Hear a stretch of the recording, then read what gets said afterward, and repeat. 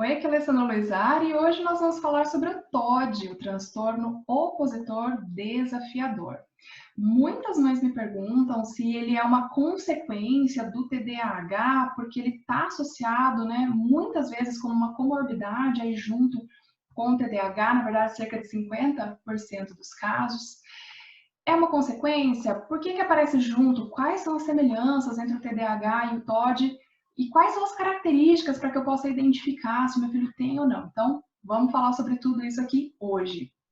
Primeiro ponto importante é que o TOD ele é um transtorno disruptivo, ou seja, é um transtorno que traz aquele comportamento mais negativo por parte da criança, mais hostil mesmo, e aquela questão da oposição. Toda vez que você vai falar com a criança, ela não aceita o que você está dizendo, ela tem uma certa dificuldade de enxergar e de obedecer qualquer autoridade que seja, mãe, pai, professor, o tio, o dono de não sei da onde, até mesmo autoridades, né, como policiais e etc. Então, existe esse comportamento hostil e, semelhante ao TDAH, ele também é um transtorno neurobiológico, ou seja, alguma coisa não acontece direito no organismo dessa criança, faltam algumas substâncias, outras têm excesso, e isso faz com que a mente dela não funcione da maneira como deveria em algumas situações. Então, às vezes ela está muito agitada, ela não consegue se acalmar por conta dessa desregulação biológica. Ou quando ela é desafiada, né? Ou quando ela recebe um não, ou até mesmo sem a questão do desafio, mas quando ela recebe uma ordem para cumprir, ela bloqueia e ela não consegue agir, ela não consegue ponderar, né? Analisar a situação, ver, poxa, não, eu tenho como ceder aqui, obedecer ou fazer isso que estão me pedindo. Ela não consegue. Então, são crianças mais irritadas, né? Existe essa questão da irritabilidade. É uma criança que então ela não aceita quando você diz não para ela. A gente precisa criar algumas estratégias quando a gente vai impor algumas situações para essa criança. Então, ela tem a raiva muito prevalente, né? Qualquer situação explode essa raiva e ela não consegue gerenciar essa raiva. A gente fala muito aqui sobre o gerenciamento das emoções e o tanto que isso é importante a gente ensinar para a criança. Para a criança que tem o TOD, principalmente, é extremamente importante a gente ensinar esse gerenciamento, que a raiva pode vir, mas ela tem como se controlar e ela tem como decidir como agir diante dessa raiva, né? Então, ela não sabe normalmente gerenciar essa raiva, mas a gente tem como ensinar. E ela também é uma criança normalmente mais egoísta. Ela não consegue ter aquela tal empatia, ela não consegue se colocar no lugar da outra pessoa, compreender o lado dessa outra pessoa. Por que é que ela está me pedindo isso? Será que eu não posso ceder aqui? Ela não tem essa facilidade, essa habilidade. Ela é naturalmente uma criança mais egoísta, e egoísta, eu falo aqui, não é no mau sentido da palavra, não.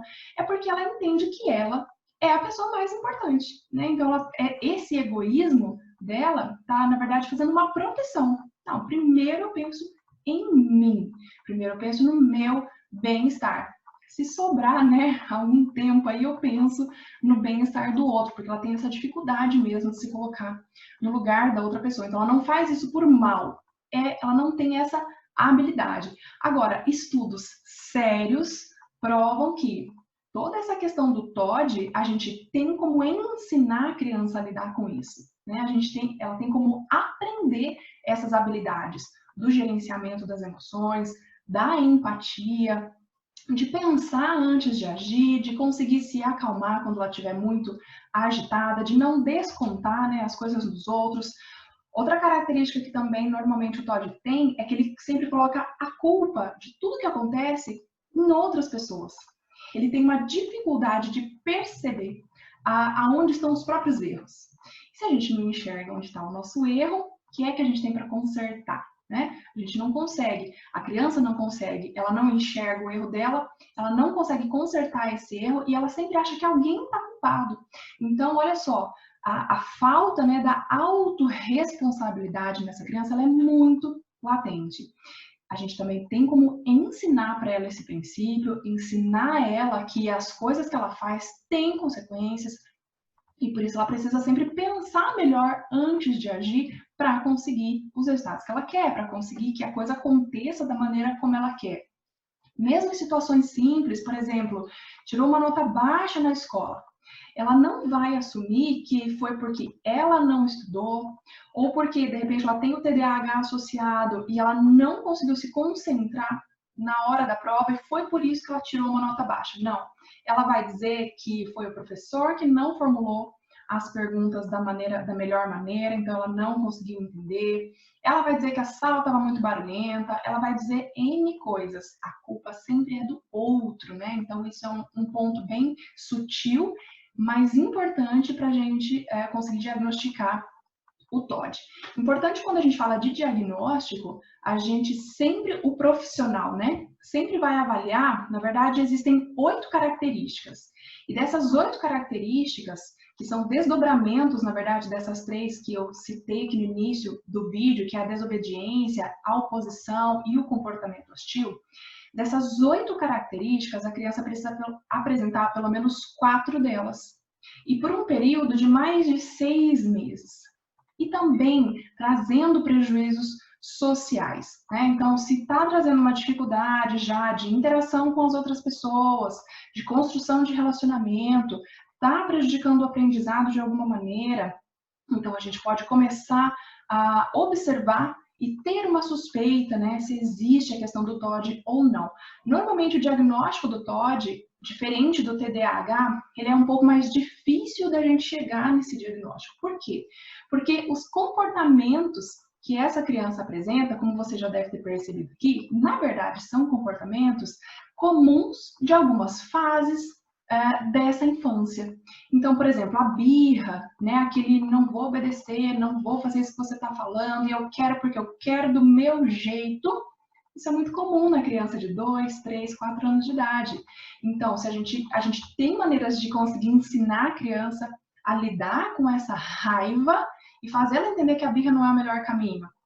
Se eu não ensino isso para a criança, quando esse comportamento aparece ali nos 2, 3 anos de idade, ela vai carregar isso para sempre, até ela aprender a lidar com isso. Agora, tem também a questão da desobediência, principalmente na adolescência, né?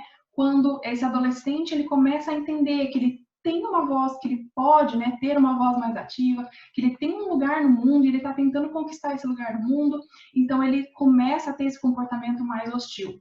Por isso que é tão difícil a gente perceber, né, o limiar entre o que é normal da idade e o que passa a ser um transtorno. Então, o que é que a gente tem que observar? Percebe se isso está sendo demais, né? Percebe se esses comportamentos estão excedendo um pouco do que você considera aí normal, do que você já vivenciou, né? Do que era o seu comportamento quando criança, quando adolescente, das outras crianças que você conhece, das outras crianças da sua família, enfim. Tem alguma coisa que você está achando que está passando aí dos limites? A gente pode começar a desconfiar que exista o transtorno. É importante a gente ressaltar aqui também que, embora esse transtorno ele exista, porque muitas vezes a criança ela não tem algumas substâncias funcionando corretamente no organismo, como que a gente resolve isso? A gente resolve ensinando ela a adequar esse organismo, né? Então, por isso que eu sempre falo em 2 pontos, 2 pilares principais para a gente lidar com os transtornos de comportamento, que é a alimentação adequada e a intervenção comportamental também adequada. A gente tem como, então, providenciar para essa criança que ela produza essas substâncias em quantidades adequadas. E a gente também tem como ensinar ela a ter os comportamentos corretos, né? A gerenciar toda essa emoção, a lidar com as frustrações, que elas também têm essa dificuldade. Alessandra, então, vamos lá. Por que isso vem associado ao TDAH muitas vezes, né? São comportamentos, muitas vezes, parecidos. Criança com TDAH, ela também não consegue, muitas vezes, seguir regras. A criança com TDAH também, muitas vezes, não consegue ouvir o não. Tem dificuldade de lidar com as frustrações. Então, na verdade, não é que uma coisa leva a outra. Eles têm características semelhantes, por isso que o diagnóstico muitas vezes é confuso, né? É confundido e ele aparece, então, como uma comorbidade aí, em cerca de 50% dos casos, porque normalmente a criança que tem o transtorno neurobiológico, que leva ali a falta da dopamina, a falta da serotonina no organismo, ela também tem uma predisposição para ter esse transtorno neurobiológico que envolve o TOD. Né? Então, tudo é uma questão de predisposição genética e a gente fornecer o ambiente favorável para o desenvolvimento desses transtornos. Com certeza, se eu estou num ambiente, né, oferecendo um ambiente favorável para o desenvolvimento do TDAH, eu também estou fornecendo para essa criança um ambiente adequado para ela desenvolver o TOD. Se eu resolvo toda essa questão, né, que envolve os comportamentos, o nosso comportamento como mãe, como pai também, como professor, e a alimentação adequada, a gente consegue então resolver tudo isso. Esse conteúdo foi importante para você? Esclareceu aí algumas dúvidas que você tinha sobre o TOD? Quero te convidar para compartilhar esse vídeo com quem você acredita que também vai se beneficiar dessas informações. Já se inscreve aqui no canal, segue para que você consiga acompanhar os próximos vídeos que estão por aqui e deixa seu comentário aqui também. Diz para mim se isso foi importante, se você gostou desse vídeo e quais outros assuntos você gostaria que a gente comentasse aqui. Se você ainda não me conhece, meu nome é Alessandra Luizari e eu ensino mães de TDAH, como aumentar o foco, a concentração deles, também a autoestima, melhorar o relacionamento com os amigos para uma vida muito mais leve e feliz.